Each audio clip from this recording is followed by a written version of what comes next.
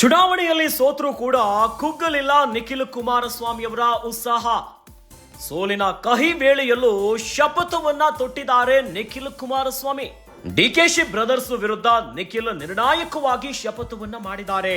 ಇನ್ನು ಜನತೆ ನೀಡಿದ ತೀರ್ಪಿಗೆ ನಾನು ತಲೆಬಾಗಿದ್ದೇನೆ, ಚನ್ನಪಟ್ಟಣ ಜನರ ಆದೇಶವನ್ನ ಒಪ್ಪಿಕೊಳ್ಳುತ್ತೇನೆ ಅಂತ ಹೇಳಿದ್ದಾರೆ. ಯಾವುದೇ ಕಾರಣಕ್ಕೂ ಕೂಡ ಕಾರ್ಯಕರ್ತರನ್ನ ನಡು ನೀರಿನಲ್ಲಿ ಬಿಡಲ್ಲ ಅಂತ ಮಾತನ್ನು ಹೇಳಿದ್ದಾರೆ.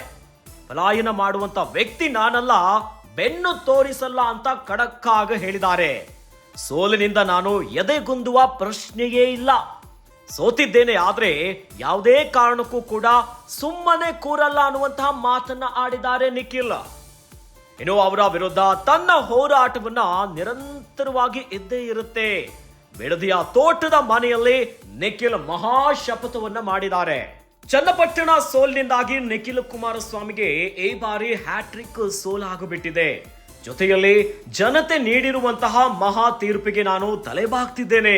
ಇನ್ನು ಅವರ ಆದೇಶವನ್ನ ಒಪ್ಕೊಳ್ತೇನೆ, ಆದ್ರೆ ಯಾವುದೇ ಕಾರಣಕ್ಕೂ ಕೂಡ ಕಾರ್ಯಕರ್ತರನ್ನ ಬಿಡೋದಿಲ್ಲ, ನಡು ನೀರಿನಲ್ಲಿ ಕೈ ಬಿಡುವಂತ ಕೆಲಸ ಮಾಡಲ್ಲ ಅನ್ನುವಂತ ಮಾತನ್ನ ಹೇಳ್ತಿದ್ದಾರೆ.